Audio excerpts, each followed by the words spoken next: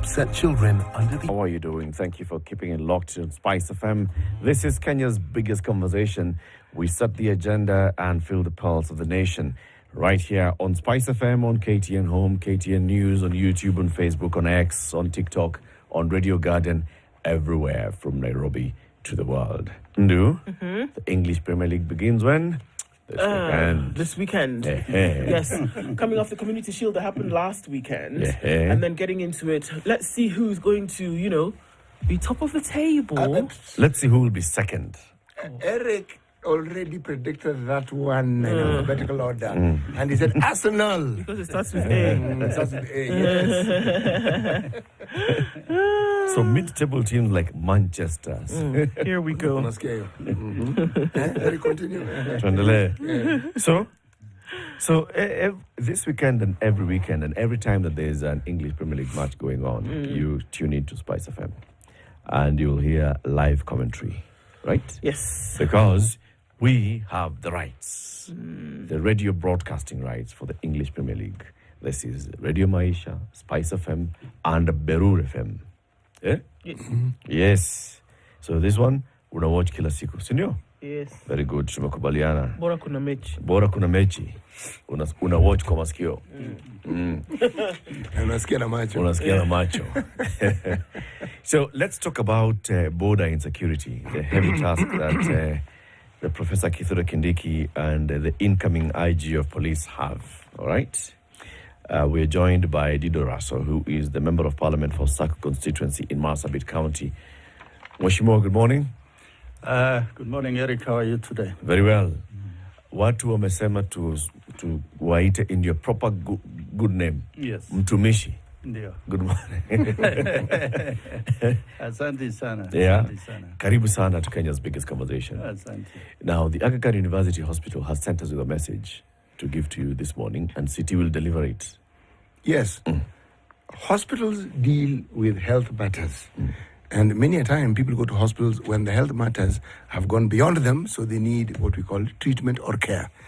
The Aga Khan University Hospital is saying, no, you don't need to do that. You can actually visit us at any of our many branches, not to be treated, but to find out what your health status is. What does that mean? It means you need to come in to have a comprehensive checkup, so that if there's any ailment lurking somewhere in your body, we will get to know about it. And if there's anything that requires to be done about it, it can be done. We want to determine and know that if there's any disease, it can be taken care of before it becomes a problem. Every once in a while, you hear of people who collapse, taken to ICU, HDU. Those people didn't suddenly collapse. There was something in them that grew and got to a point where it affected them in that manner. But in addition, they're saying, look, this is actually a subsidized rate, but look for a total amount of 9,950. 9,950. Visit any of our centers, and we will provide you with this service. You will get to know. And once you know, you will then know what it is you need to do about your health. You're a military man. Yeah. You know health is important. And keeping yourself in check is important. So that's the message. Yeah. Yeah, I think it's a poignant message, particularly for those of us from Marsabit and those who live along the border. We experience it all the time. First of all, thank you for having me in your studios this morning. I was go to families that have lost their loved ones yesterday. Still fresh in our minds that a vehicle can be ambushed. The passengers are unarmed. They are killed, and then they are burnt to ashes. It's a very rare phenomenon because it doesn't occasionally happen. But we are still grappling to find out why in this particular case. But also coming from the border, we say anything can happen at any time. Because across, that is another government, another sort of security and administrative arrangement, quite different from us. And this is what has happened. I like when you talked about Professor Kindiki, and the new IG who will be vetted tomorrow by Parliament. If it will be successful, I think they will have to rethink and begin to rejig security on our borders, on the Kenya-Somali border, on the Kenya-Ethiopian border. Because unlike the other borders where we have issues of trade and maybe contraband, in these particular two borders is where we experienced armed groups that come into our country, kill, and they move away without anybody trying to stop them. As a former military officer, my concern is we cannot deploy all our military along the borders and show or demonstrate belligerence to our neighbors. But still, we must show that weight when it is necessary, because it's about sovereignty. When it's important, you can show the force. Yes. We'll get into that conversation shortly, and we'll start with you telling us exactly what happened yesterday. But City has another thing to tell you, and that is the day's proverb. So for the last 3 weeks, this being the third week, he has been going into landlocked countries of Africa. Now, Kano, what given one landlocked country? Don't say Ethiopia. Or Uganda. Or South Sudan. Yeah, Any other? Rwanda, Burundi, South Sudan, Ethiopia, Zimbabwe, Zambia, Malawi. All those are landlocked countries. Very good. City, in which country are you this week? We are in the Central African Republic. You know how it is when we say the Republic of Kenya, Republic of Rwanda. These fellows in Central Africa didn't wait. They decided they're the Central African Republic. They're not waiting for you to tell them that the Republic of Central Africa. And you will not ask where are they. Where they've told you. They're in the center of Africa. Africa, so they're in Africa. It can't be Central African Republic in Australia. No. And they cannot be in West Africa. No, they're in Central Africa. But the thing you've done, Mheshimiwa Mtumishi, you have shown you actually know your geography. Most people struggle. We've had people telling us, you say landlocked, they say, South Africa. Then you realize, okay, geography was not their strong point. If the sun claims to have power over the moon, this is the proverb, let it shine at night. If the sun claims to have power over the moon, let it shine at night. What's your interpretation of this one? I think it borders on impossibilities. It doesn't matter how strong something is, maybe how much you love it. It doesn't happen as maybe one would wish or one would project. It's like saying you lose a loved one, and then you say, oh, why did so-and-so die? But we say death is inevitable. It happens. It is much beyond that human control or imagination. So the sun is everything. But it will not shine at night. It's only the moon. So it's beyond us. It could be just be nature. What will be, will be. You've interpreted it very well. Yes, that's what we call a broad-based interpretation. So let's get into this one, right? What happened in Marsabit yesterday? What exactly happened? Just take us through the chronology of what happened, what you know so far. Yeah, first of all, I want to bring you from not very far, but as far as it can take. Okay. The border between Dukana, that is in Northern, and Sololo, maybe a distance like 100 to 150 kilometers, is an open and very porous border. On one side, we have the Gabra communities living on the northern side, and the Borans living on the eastern side, which is on the Sololo side. Over the last, I think, 1 year or so, although this thing can stretch as far as 30 years, where bands of armed group and men, they will cross the border, attack a village, kill a chief or a prominent person. And even from the Kenyan side, some band will go across into the Ethiopian border and kill maybe an elder who is opinion leaders. So this ping pong has just been on and off. Sometimes they'll come and burn your house if you are on that border, suspectedly that you are harboring a group that wants to influence the politics in Ethiopia. But what happened 24 hours ago or so, there was a lorry that was flying between Turbi. Turbi is a town on the Moyale northern border, but on the A2 highway. Is I think for you people in the media, is a prominent town. You know the Turbi massacre and all that. Yeah. So this vehicle was flying between Turbi and Dukana. So around a place called Forole, that is hardly 6 kilometers from the border, this vehicle was ambushed. So the attackers just put a flood of bullets on the vehicle. It's as if they didn't care whether there'll be anyone who survives or not.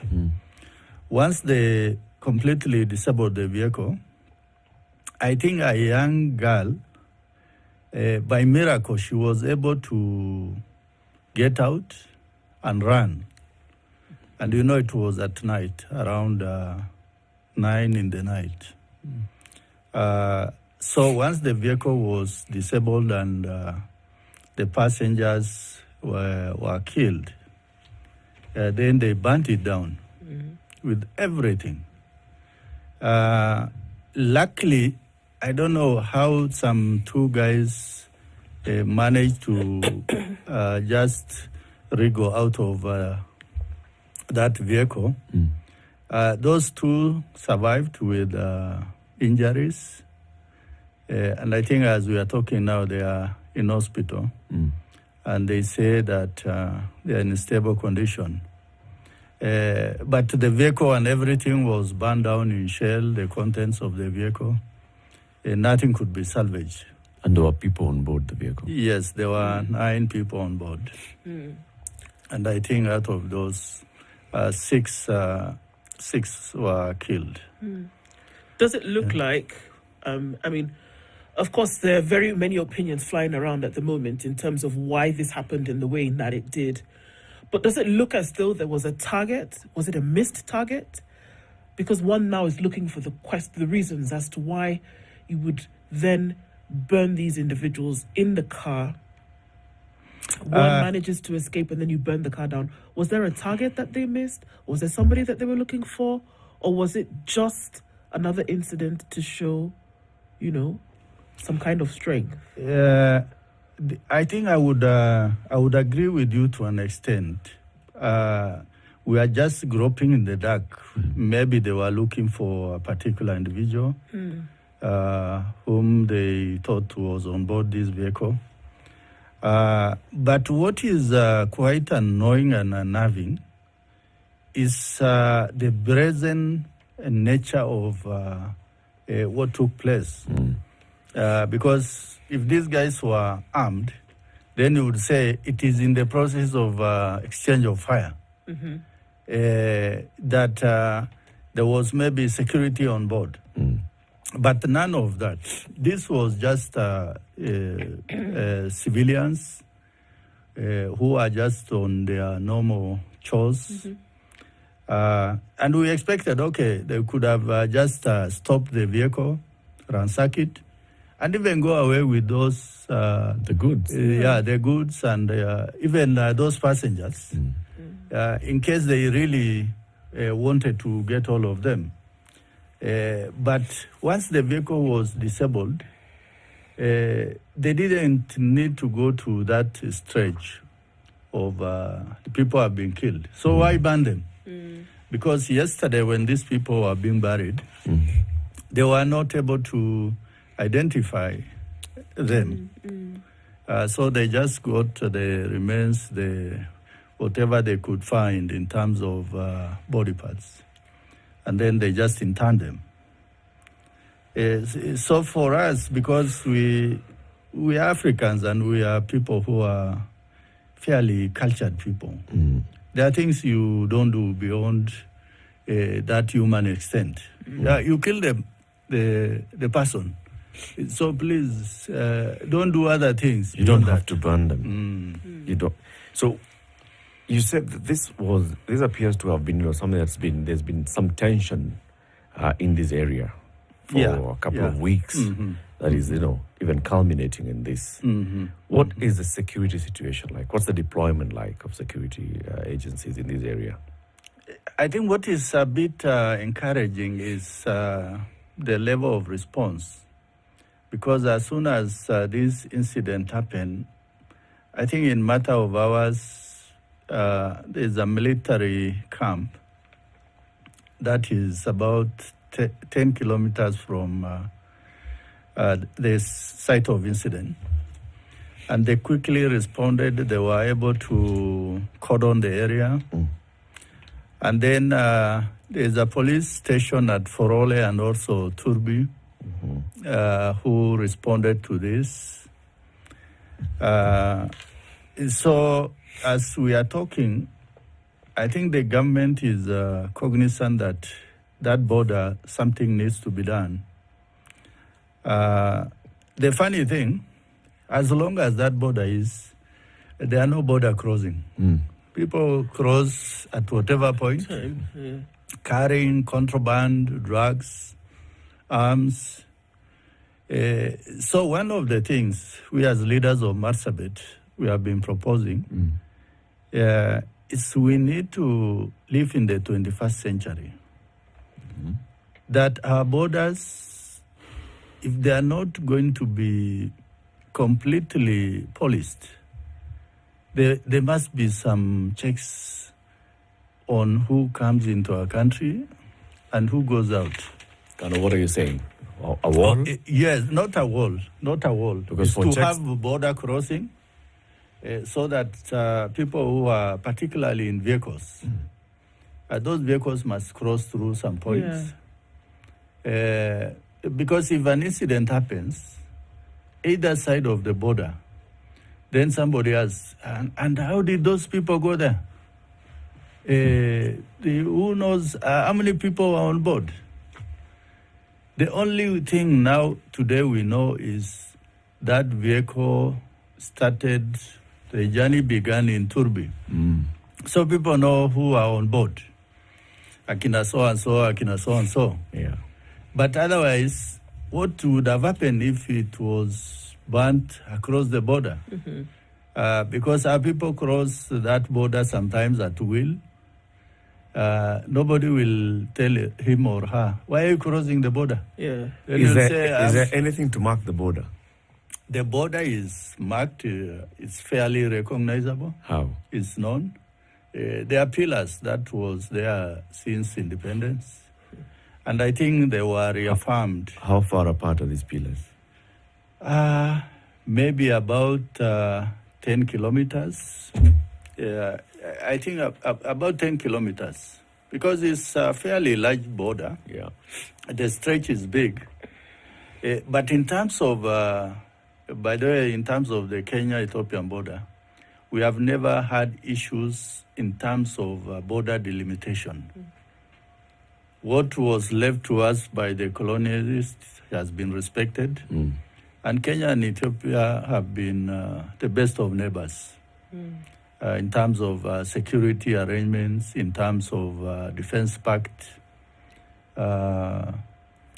Because we used to look at things during the Cold War, where the Somalis were in the eastern bloc. Kenya was in the west. And Kenya and Ethiopia, they happen to be almost like allies. Yes. So in terms of border, we have never had an issue. But what we are surprised in the recent years is the incursion. So the increasing incidences. Yes, increasing incidences. Why do we have a military base here? We have a military base in Moyale, also a military base in Marsabit town, a place called Karari. But also we have a military outpost, a place called Idido, that is not far from Turbi. Why? Generally, deploying the military is about sovereignty of a country. That I give assurance to my people that no external threat will affect the security of my people, their properties. So it's just like an insurance. You don't insure because there will be an accident, but just in case there's some recourse. But then, Mheshimiwa, there have been very many cases now recently in terms of just cross-border conflict and over years around the area of Marsabit. The difference between what we experienced in Marsabit and maybe other places, and I will also consider the Kenya-Somali border.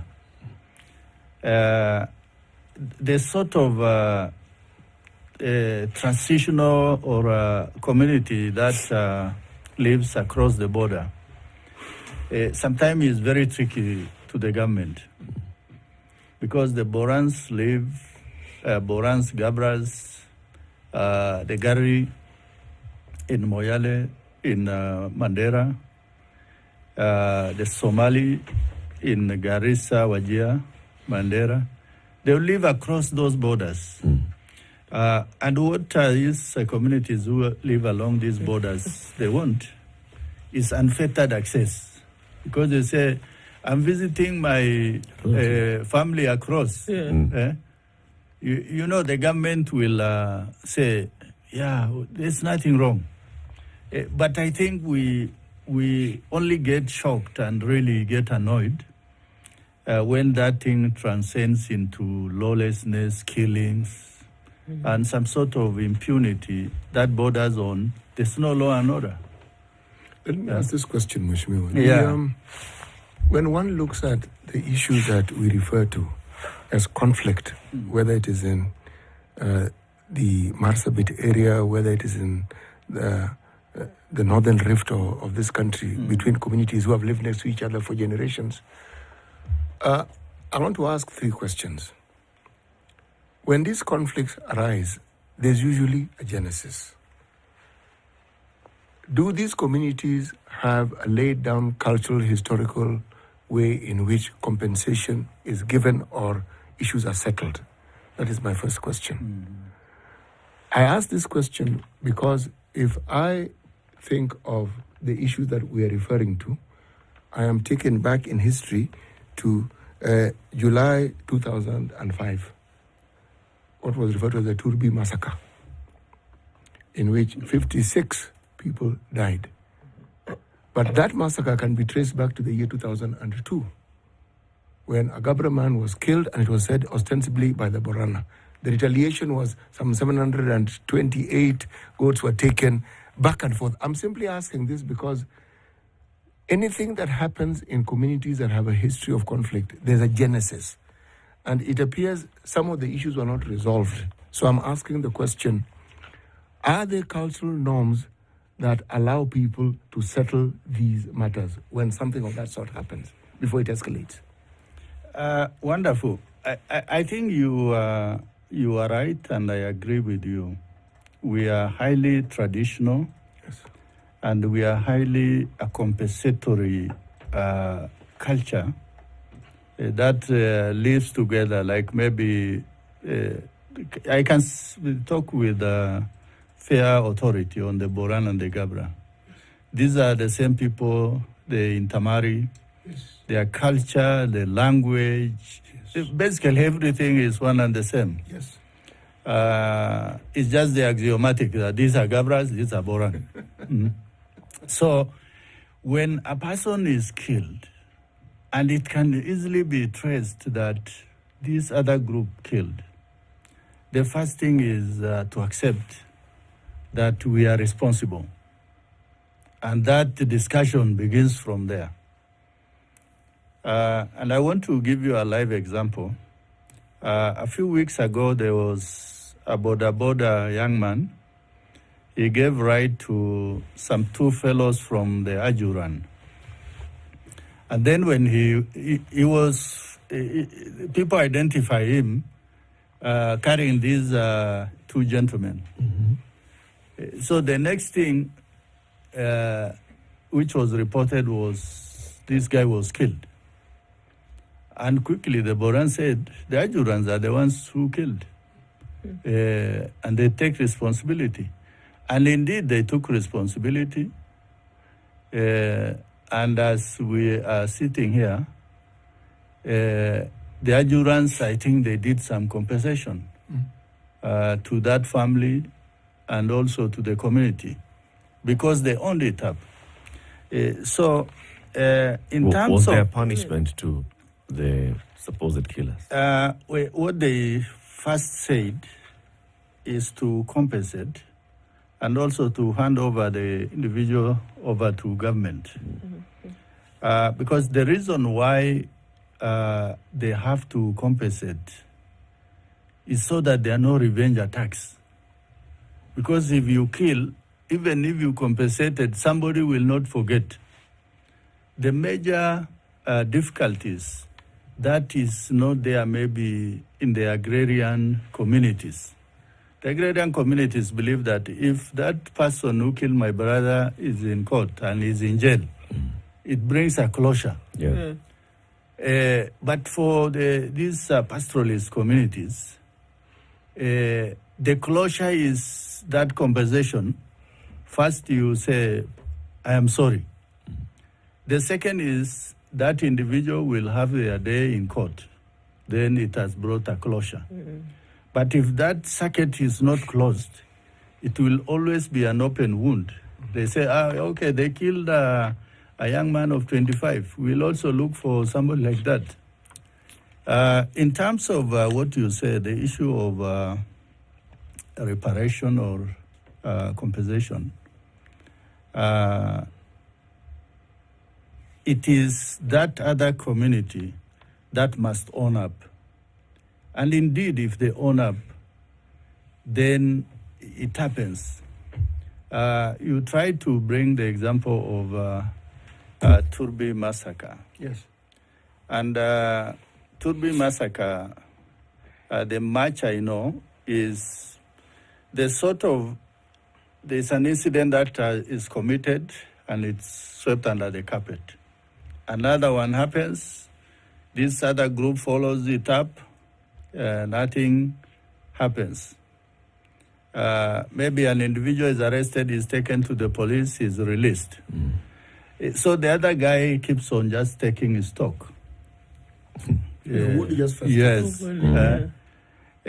So I agree with you. Even the issues of North Rift, the Turkanas and the Pokot, they are highly traditional people. And if the elders on one side accept that we took 20 of your cows, we are going to return them. And in compensation, we are going to give another 5. Those guys will not quickly retaliate. They know that, but they have returned, so why go to that extent? They killed a herder, a young boy of 13. So these guys say, if you kill somebody from these communities, then you say that you are going to pay in terms of compensation 20 cows. Then you ease the tension. Right. So that even if the Wazes come to talk, the anger is not there. It's reduced. Yes. Let's take a break. It's reduced. Let's take a break. We'll continue shortly. 23 minutes to 8. Our guest this morning is the retired Colonel Dido Ali Raso. He is Mtumishi, representing the people of Saku constituency in the National Assembly.